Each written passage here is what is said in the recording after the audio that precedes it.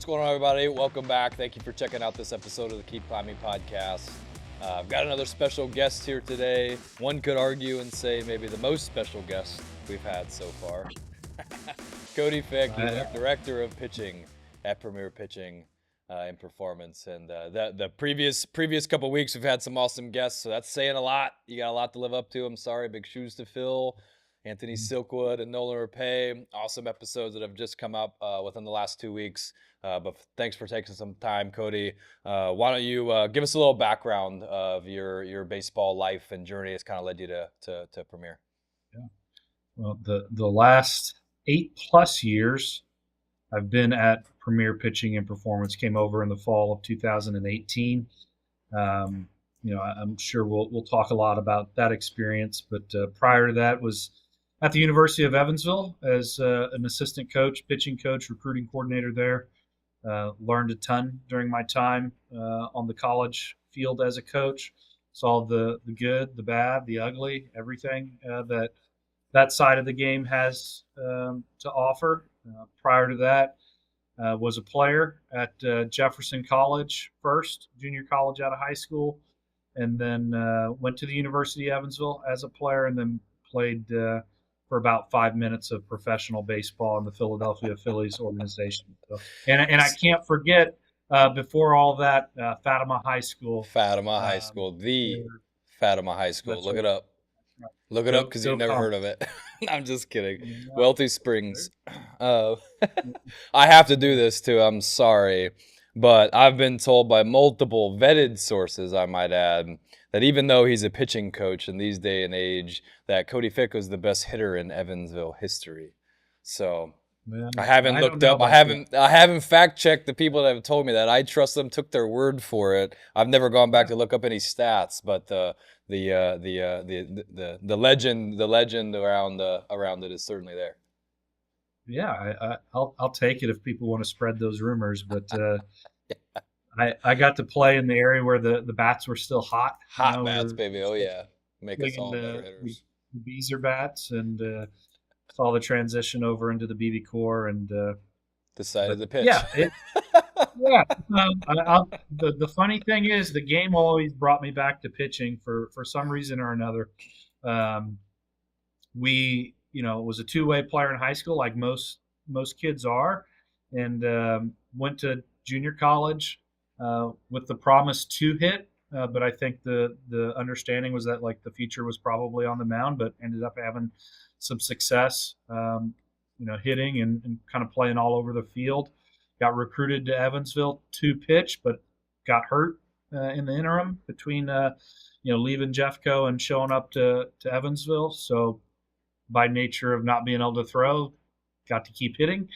Then eventually, when a couple of injuries happened my last year on the mound, I got asked to pitch again and had some success, and then got drafted as a pitcher into the Phillies org. And I guess I'll say this, like, I think there's some value.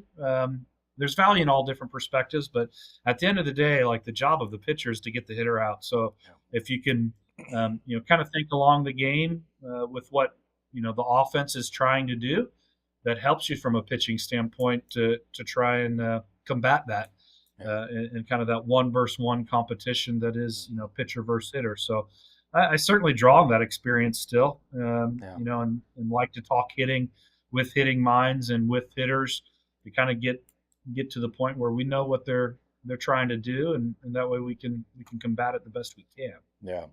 I've heard from a couple different people, upper level wise, when the DH wasn't in effect in the NL, how valuable some of that experience was for pitchers, just to like not forget how far away that down and away fastball feels when it's planted down there. Like there's just a certain level of respect for sure standing in the box. You're just like, yeah, let's just not make this. Let's not give any more credit, than we need to, and not try to be too fine and nitpicky. Absolutely, some of those experiences are really impactful. The topic that I wanted to talk about, that I specifically brought Cody on to discuss today, is early offseason throwing. I wanted to like dig a little bit deeper, a little bit further into that, because I think everybody and their mom knows these days The idea of throwing programming, off-season throwing program, or the illusion of, I'll say, and I'm just going to leave that at that for the sake of the argument. But the off-season throwing program, understanding that there's certain time, to take time off, there's a certain amount of time that we try to ramp up, but very specifically, something that, I had really never even heard of. I started training at Premier when I was 25 years old, and I trained there for the last like 5 years of my career or so. And, obviously I'd done a lot of different training up till then, had played a lot of different levels, heard a lot of different opinions. I had never heard of the idea of off-ramping or deloading your arm after the season. The last game hit, and the season was over. I'm done throwing, and I'll catch you when I start back up my throwing. I obviously understand it a little bit better from my chair, from my seat these days. Honestly, stopping and doing anything like cold turkey like that, it just kind of has a abrasive effect on your body and your mind. But I wanted to ask you to explain it better than I certainly could. But what type of advantages does that give a player in deloading your arm and stepping down the volume and intensity levels? Yeah, I think first we have to understand, the adaptations that the body takes on from throwing, right? And a lot of times that has to do, especially like even from like young player to old player, right? Like we're building, some of that external rotation capacity at the shoulder. There's some changes going on there, and those can be good things and required things for throwing. So you look at that as we need to manage that, but we also don't want to lose it, right? So whenever we stop cold turkey, specifically if you get even more niche down, like think about like your tighter athletes, ones that are more prone to lose range of motion, right? Like stopping cold turkey could be a bad strategy for them, right? We would want to keep the arm moving, with less frequency, less volume, and less intensity than what you'd experience in season, but to maintain some of those adaptations that we see and like.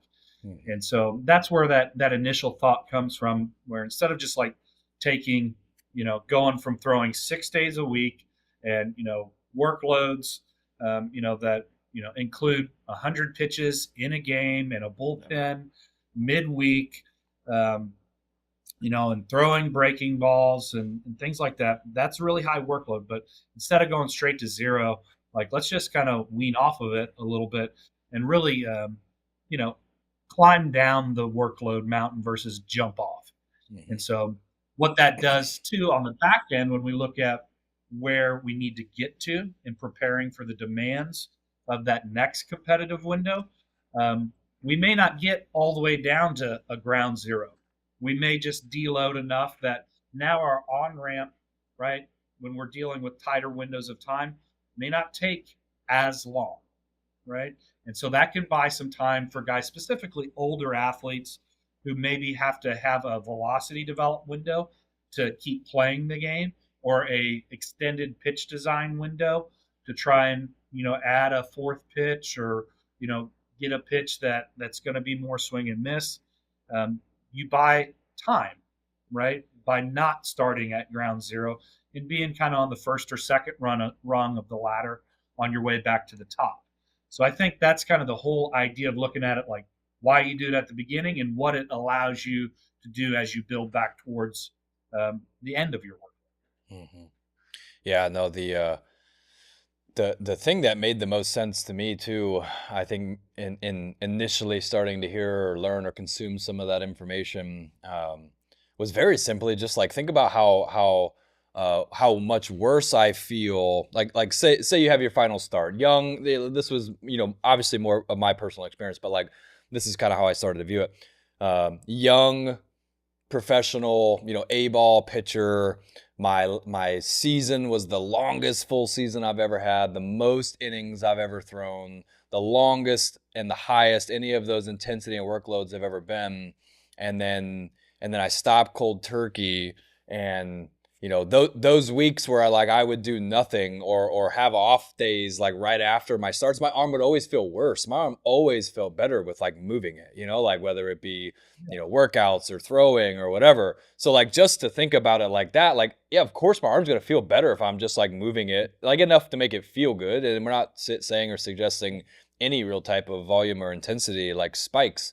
But enough to feel good. And of course, yeah, that makes complete sense because I would feel better when I would move after starts than if I, sat on my butt after a seven inning start. Well, 4 days later, my arm's still going to be, sore and barking at me. And if I was moving for 3 days, then I'm going to feel great by the fourth day, probably, So that's the first thing that really, comes to my mind. But then also the concept of deloading during those time frames. Go back to that example that I gave, research and different things that we would talk about get cited then with like Dr. Andrews' study, but about how long should a young player or a young pitcher, take off of throwing. And there's a lot of different opinions. I think that answer could really vary depending on who you talk to. But at the end of the day, I remember, this is my personal experience and this is super hindsight and something that, we'll never know the answer to and just have to accept that fact. But I remember take that exact, year or that circumstance that I just described, go off of that season. I took like probably 2.5, if not more months off of throwing. And I think back to it now and I'm just like, why? Like I just did it because, someone told me that they did it, but then you hear other instances as I got older and like guys like Max Scherzer does that. He doesn't stop throwing like the whole offseason. He's not throwing with any type of intensity level.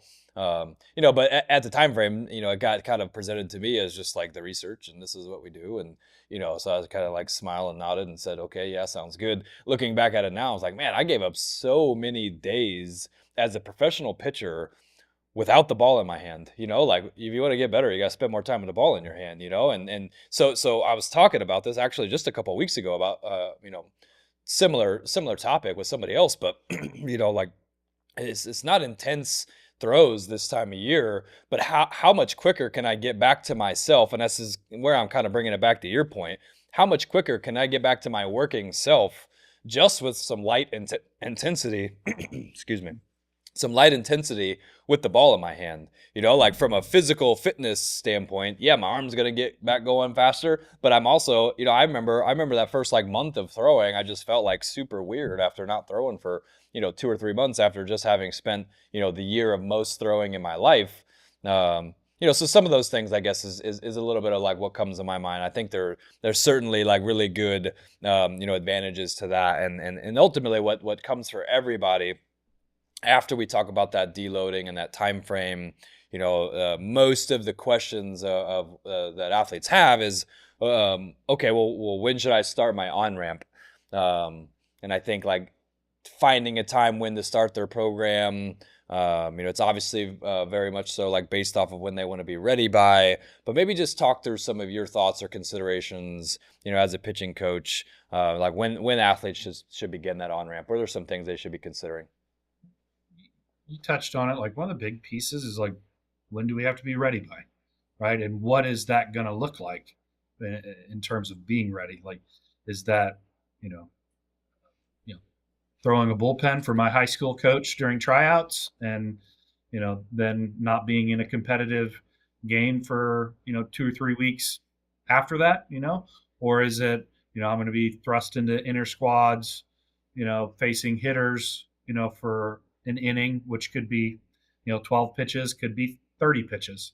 Like what does ready look like and what does that mean in your particular situation? And you can't talk about that without understanding, what the deload looked like, right? In your case that you were referencing earlier, like when you take 2 months completely off, right? Probably a much, more gradual on ramp before you can even think about adding intensity, right? And so, the example I guess I'll use right now is, professional pitchers compared to a high school arm. Okay, so in a professional pitcher, there's different scenarios too, whether you're free free agent and like when you need to be ready, or if you're an established guy with a contract in hand and you've got spring training to still kind of settle in and build some things. I think those are two different situations, right? That can dictate how long you offload, right, or deload. And then in terms of the on ramp, we're trying to build a physical fitness level, right? Make no mistake, the same way you would train, kind of your lower body to run a marathon. Right? There's some parallels there. We're trying to build a physical fitness level to just handle the volume that it's going to be asked of you. And then you probably, once you establish a good volume, right, we're dropping down the volume and then introducing intensity, right? So that the fitness is there to support the intensity. Then once you have that kind of baseline intensity and it's sustainable, we can add, a little bit of volume inside of that intensity too, in the way that you might build up a starter versus, a reliever or something like that. So when do you start your on ramp to like go back? Like you have to know like what does ready look like and when is that date, right? And then how do we accomplish adding volume, right, and frequency ahead of adding intensity, right, which is usually ahead of integrating the mound, right? Like in all of those things, like our boxes, we got to be able to check. Now, an individualized program can kind of like, there can be some overlap in, adding intensity and mound integration. Like certainly there can. I think in a perfect world, when you're a younger athlete, like you're just building the ability to throw with intensity, right? And a lot of times that can happen as a shortstop, an outfielder, flat ground, long toss, like those types of things, right? Whereas you're an older athlete, like you maybe want to, move out of that general prep a little bit quicker than you would as a young guy. Now, there's tools out there that I think help, answer some of these questions, right? And one of them we've got at Premier, it's called Tracker, okay, where you can keep a digital journal essentially of what you've done from a throwing standpoint. Answer a few quick, easy questions about the type of throwing you did, catch play, bullpen, or an outing. Answer some volume and intensity questions. Leave some notes for yourself. And that alone, I think, starts to help people educate themselves on what they need to be doing. Or at the very least, ask a coach, with more context, what should I be doing? Okay. So a tool like that is very, very important from my standpoint. It's a good estimation of where you're at. I sit down with athletes all the time. I say, walk me through your last month of, throwing. Nobody can answer that question very clearly, right? And so just the ability to answer that question better helps us know what the next month should look like. And you don't ask yourself or myself as a coach, ask you to do anything you're not ready for, right? And so, again, using the running analogy, if you hadn't trained for it, like I wouldn't ask you to go run a 5K, and expect you to feel good at the end of it. I wouldn't do it.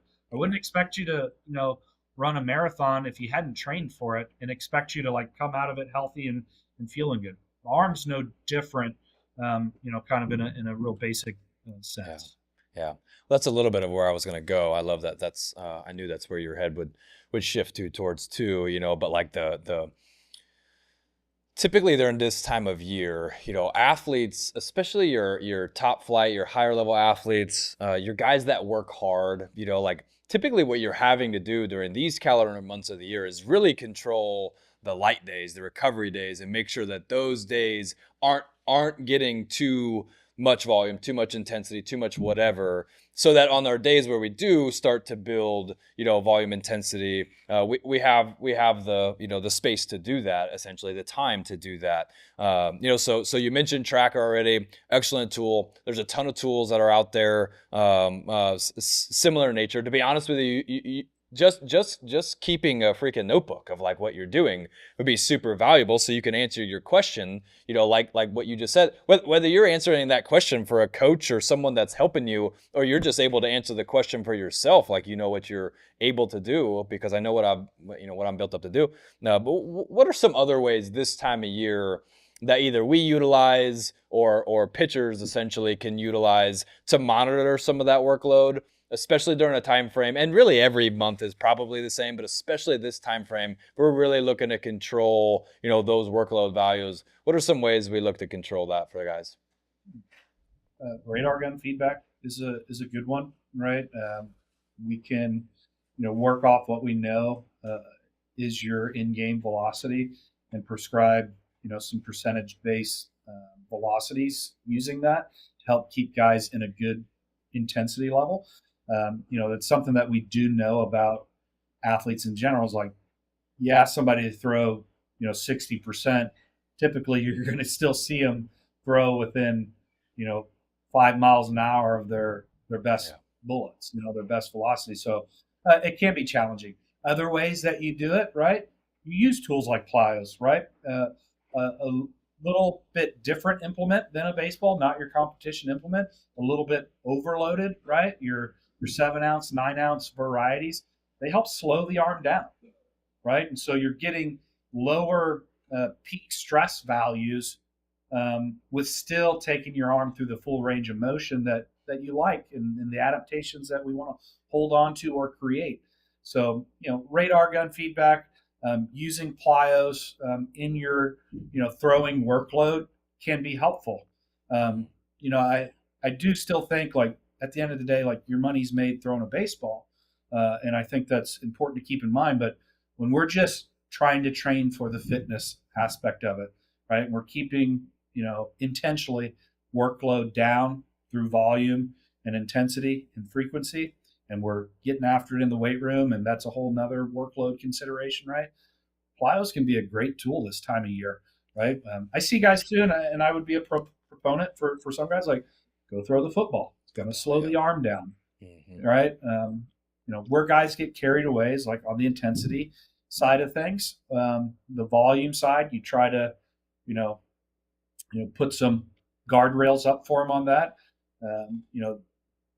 100% in control of volume as a pitcher this time of year.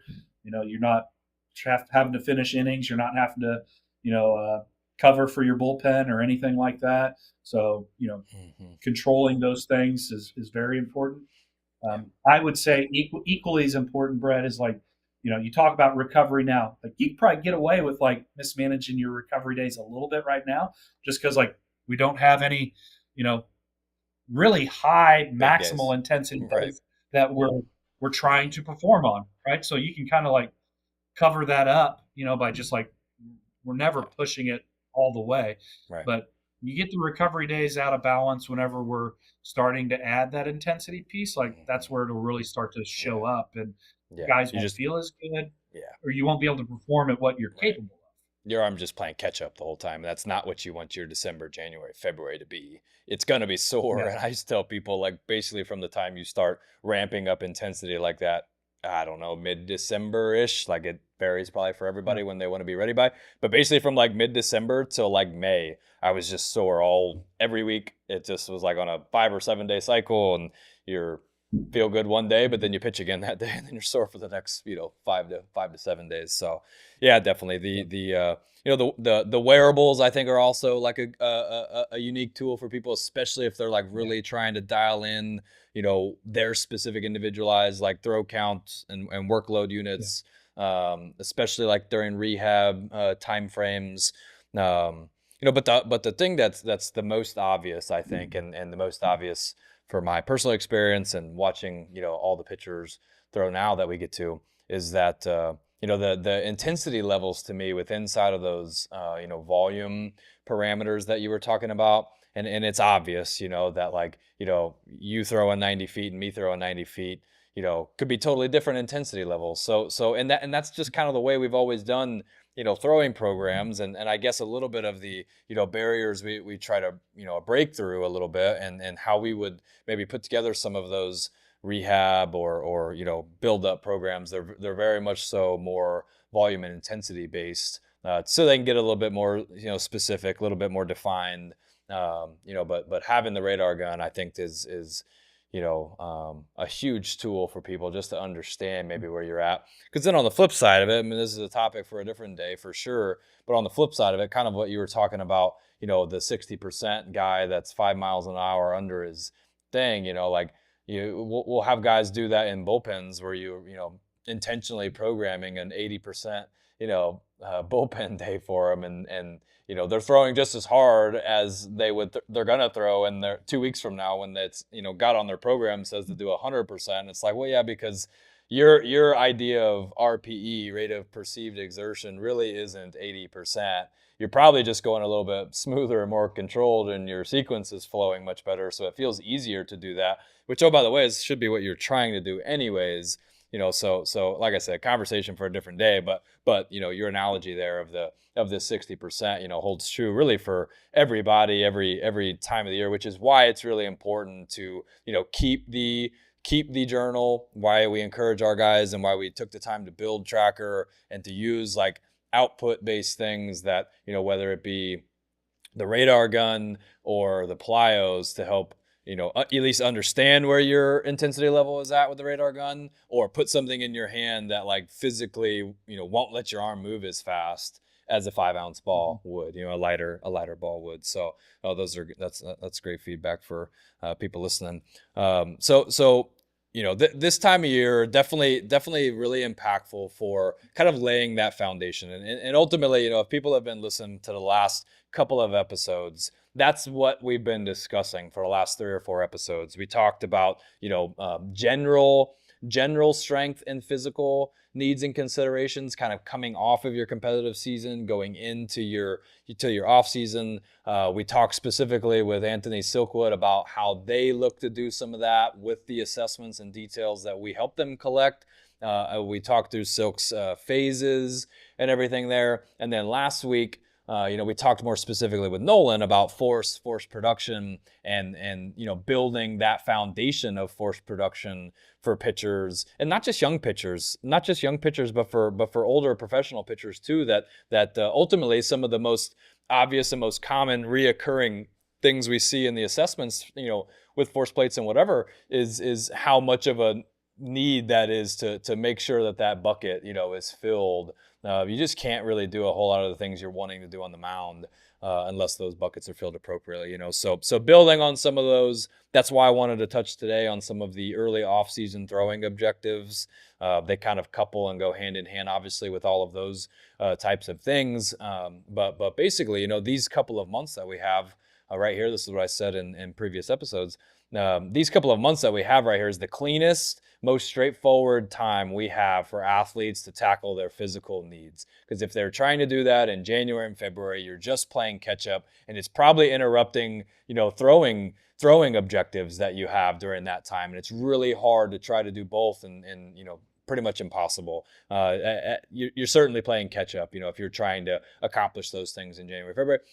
It's not that those things become less important. Just the prioritization maybe of that calendar has to change and evolve, because we have to, prep the arm, we have to prep the arsenal, we have to be ready to compete whenever that time comes that you need to be ready for. So it's all really good. I think it's all really good info. But basically my point in my summary right now is to go back and watch the last couple of those, figure out how all of these things fit together. And this is what we try to help athletes do, is figure out how all of those different things fit together, from the mobility and correctives, from the strength, body weight, force production side of things, how they're expected to implement them in college, when I would say most, if not all, of our athletes that we see, younger athletes, would say they desire to play in college. I wanted to do something that you could very easily see that, like, this is the expectation, at the next level. And then some of what the throwing considerations during that time of year, as you're juggling them, all the physical needs too, what those should be as well. So really great stuff. The last thing I got for you, Cody, is if you were going to go back, maybe just some 15-year-old Cody, or if that's a bad analogy, then maybe just some of your biggest advice to young throwers for this like October. If you're going to say, if you do one thing right in October, do what? Yeah, I think it's weight room. I think is easy answer. Yeah. Getting exposed to quality movement, quality programming on the physical capacity side is absolutely a game changer. And I think more high school athletes, are taking advantage of that now. I tend to think like there's not a shortage of like skill reps out there for kids. Yeah. You know, I think about, the private lessons, the amount of games that athletes play now. There's not a shortage of those reps, right? But the thing that's at the foundation of it all is certainly, physical capacity. And so, and you could say that this goes hand in hand with like throwing schedule as well, Yep. right? So like general preparedness and fitness, physical capacity, whatever synonym for it you want to use, those are the most important things. And typically, I'm making an overgeneralized statement here, but that's what we're short on, right? Like that's what athletes are short on today. It's not the skill reps. Like they're getting plenty of swings, they're getting plenty of bullpens, they're getting plenty of game reps, right? I think that's what I would tell my 15-year-old self is like, hey, like if you want to be different, right? If you want to put yourself into a competitive level that is different, start making deposits in that category right now. Yeah, no doubt that my dad's not a overly big fella. You've seen him and you've met him before. He got to play baseball at the college level, and that's one thing I was extremely thankful for is at an early age. He was very aware how much I needed to be in the weight room, especially back 15 years ago, 20 years ago. Like there wasn't a whole lot of baseball players in the weight room. You know what I mean? So I remember him telling me actually with some good advice. He said, if you're gonna, at the time I didn't know I was gonna be 6'1". My dad's 5'9" with cleats on, and he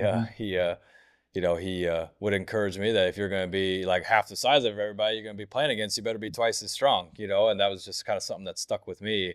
And, one thing that I was thankful for that he encouraged me with, so yeah, I would echo that statement too. October, and really that's on brand. So good job. You got the memo, but that's on brand with what we've been talking about basically for the last 4 weeks. And the purpose being is because that is the biggest, this window that we have. It's your best time to do that. I jokingly give people like an analogy, and this is obviously not, I would not recommend doing this. I would not say this to anybody, but if you were to take a guy who just worked out in the weight room all off season and didn't throw versus a guy who threw all off season and didn't work out, I bet you there's a good chance that the guy that physically developed is going to throw harder than the guy who did the, don't recommend there's certainly a skill element to this, right? Otherwise, bodybuilders would be throwing, 200 miles an hour. There's certainly a skill element to this. Yeah.